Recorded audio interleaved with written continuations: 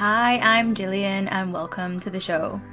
I offer spiritual growth for the rebel soul, guiding you through the labyrinth of your own ascension path. This show is for the rebel souls that challenge the status quo, those that crave authenticity in every single aspect of their lives, that desire to embrace their uniqueness, follow their passions, connect to their soul, and live according to who they truly are, even if that means having the courage to go against the grain or the norms of society. If that's you, my spiritual soul seeker, rebel warrior, then this is the place for you. On this podcast, we speak about everything from spirituality, sexuality, conscious relationships, business, and literally everything in between. So if that's your jam, then stay tuned. And go on, be a rebel and subscribe. You know you want to. Today we are going to speak about something that stirs up a lot of emotions. Two things, in fact. Money and love. Okay, so on the surface they might seem totally different, right? But energetically, they're so deeply connected. If you've ever struggled with attracting abundance or calling in the right kind of love, then this episode is for you. So grab your tea, light a candle, or just get comfy because we're about to start shifting some energy. Okay, so let's start with something that might blow your mind. Money and love actually operate on the same frequency.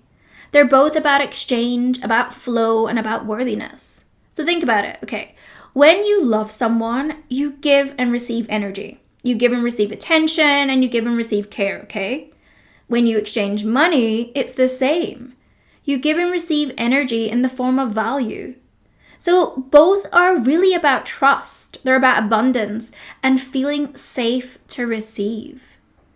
But here's where things get really interesting. You know, your subconscious beliefs about love often mirror your beliefs about money.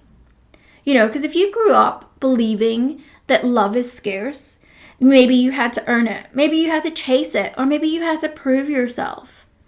You likely feel the same about money.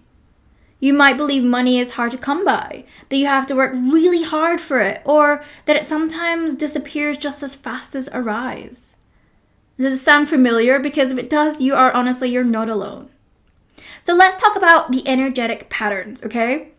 Like, if you're always giving and not receiving, you know, whether in relationships or financially, your energy says, I am here to give and not to receive. And the universe, well, it responds to that. So, like, I have worked with so many intuitive, empathic, amazing people who attract emotionally unavailable partners and inconsistent income. And why is that? Because deep down, they don't feel safe to receive. So here's a little homework. How do you feel when someone gives you a gift? Do you feel awkward when someone offers help? How do you feel when you have to ask for help? Do you ever ask for help or support? Do you feel guilty spending money on yourself? How do you feel when someone gives you a compliment or maybe offers to pay the bill? Because if receiving feels uncomfortable, then it's time to shift that energy. Okay, so this is a juicy part, right? Cool, we get all of this. But Jillian, how do we heal this? How do I shift my ability to receive more? How do we align ourselves both to love and money with ease? So here are 3 lessons that I'm going to share that are going to change the game. Love and money respond to self-worth, okay? So if you don't feel worthy of love, you're going to attract people that confirm that, right? You're going to attract the bad boys or bad girls that don't treat you well. It's not an equal give or take in a relationship. But if you don't feel worthy of wealth, money will still be inconsistent. So the shift is really about starting to treat yourself like the divine being that you are. So I want you to start speaking to yourself with love.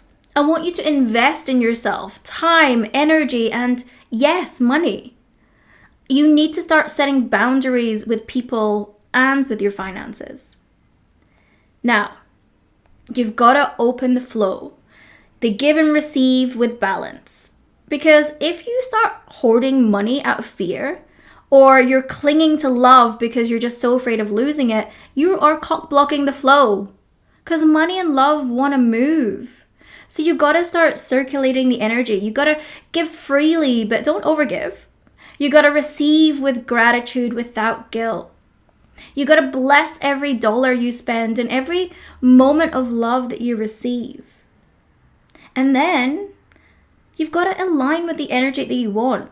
You know, you attract what you believe you deserve, right? So embody that version of you who already has what you want.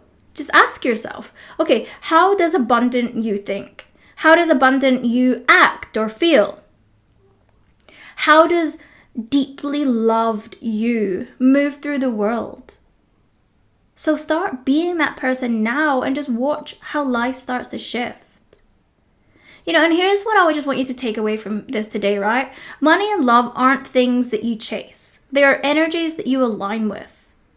So if you're ready to go deeper on this work, then I invite you to just sit with the question. Where am I blocking love? Or where am I blocking money from flowing freely into my life? All right, my loves, that's it for today. And if this resonated with you, share it with someone who needs to hear it. And if you're feeling called, leave a review. It always helps get this message to more souls that need it.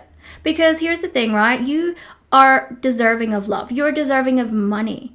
You know, because the more that you have both of those things, the more that you can invest in yourself, the more that you can have impact in the world in a bigger way.